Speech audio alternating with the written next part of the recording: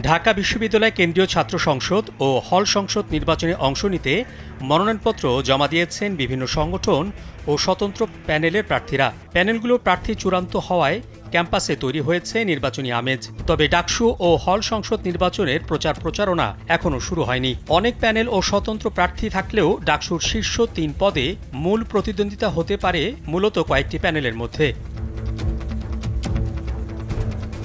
ডাকসুর কেন্দ্রীয় সংসদের ২৮ পদে মোট ৫০৯টি মনোনয়নপত্র জমা পড়েছে। যদিও বিভিন্ন পদের জন্য শিক্ষার্থীরা ৬৫৮টি মনোনয়নপত্র সংগ্রহ করেছিলেন, সেই হিসাবে ১৪৯টি মনোনয়নপত্র জমা পড়েনি। এবার প্যানেল ছাড়াও অনেকে ডাকসুর বিভিন্ন পদে স্বতন্ত্রভাবে নির্বাচন করতে মনোনয়নপত্র কিনেছেন। RICL TMX, যুগের পর যুগ স্থাপনা থাকে মজবুত। বিভিন্ন ছাত্র সংগঠনের নেতা কর্মী এবং বিভিন্ন বিভাগ ও বর্ষের শিক্ষার্থীরা মনে করছেন, অনেক প্যানেল এবং স্বতন্ত্র প্রার্থী থাকলেও ডাকসুর শীর্ষ ৩ পদে মূল প্রতিদ্বন্দ্বিতা হতে পারে ছাত্রদল, বৈষম্য বিরোধী শিক্ষার্থী সংসদ, প্রতিরোধ পর্ষদ, স্বতন্ত্র শিক্ষার্থী ঐক্য এবং ঐক্যবদ্ধ শিক্ষার্থী জোট।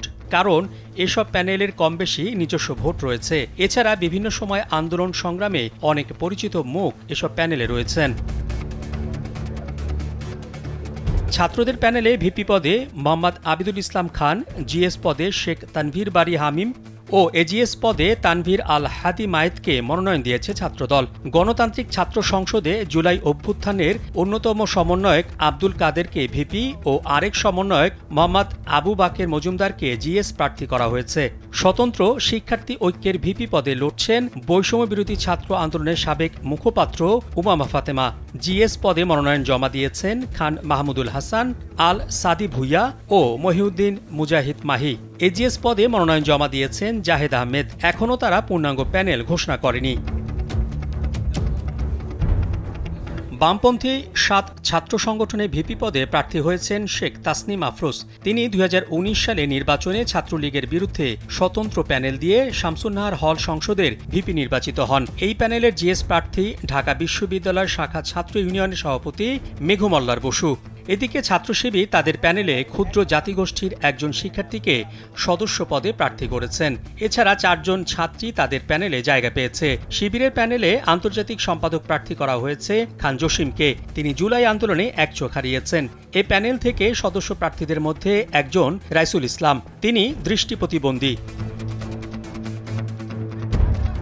আবাসিক হল, একাডেমিক ভবনসহ ক্যাম্পাসের আড্ডাস্থলগুলোতে এখন আলোচনার প্রধান বিষয় ডাকসু নির্বাচন। বিভিন্ন আলোচনায় প্রার্থীদের ব্যক্তিগত ভাবমূর্তি, অভিজ্ঞতা ও কার্যক্রম নিয়ে চলছে নানা বিশ্লেষণ। জুলাই অভ্যুত্থানে প্রার্থীদের ভূমিকার বিষয়টিও আলোচিত হচ্ছে। ঢাবি শিক্ষার্থীরা বলছেন, তারা আওয়ামী লীগের শাসনামলের মতো গণরুম, গেস্টরুমের সংস্কৃতিতে আর ফিরতে চান না। তারা ছাত্র সংসদে এমন নেতৃত্ব চান যারা শিক্ষার্থীদের সমস্যা সংকট নিয়ে কাজ করবেন। এক্ষেত্রে স্বতন্ত্র প্রার্থীদের কিছুটা এগিয়ে রাখছেন শিক্ষার্থীরা। এর পাশাপাশি রাজনৈতিক প্যানেলগুলোর স্বচ্ছ ভাবমূর্তির প্রার্থীরাও থাকছেন শিক্ষার্থীদের পছন্দের তালিকায়। হলগুলোতে সরেজমিনে দেখা গেল, আনুষ্ঠানিকভাবে প্রচারণা শুরু না হলেও হলের দোকান, পাঠকক্ষ ও ক্যান্টিনে গিয়ে প্রার্থীদের অনেকে নিজেদের পক্ষে শিক্ষার্থীদের সমর্থন চাইছেন, দিচ্ছেন নানা প্রতিশ্রুতি। মোহাম্মদ শাহাবুদ্দিন মাহতাব, কালবেলা।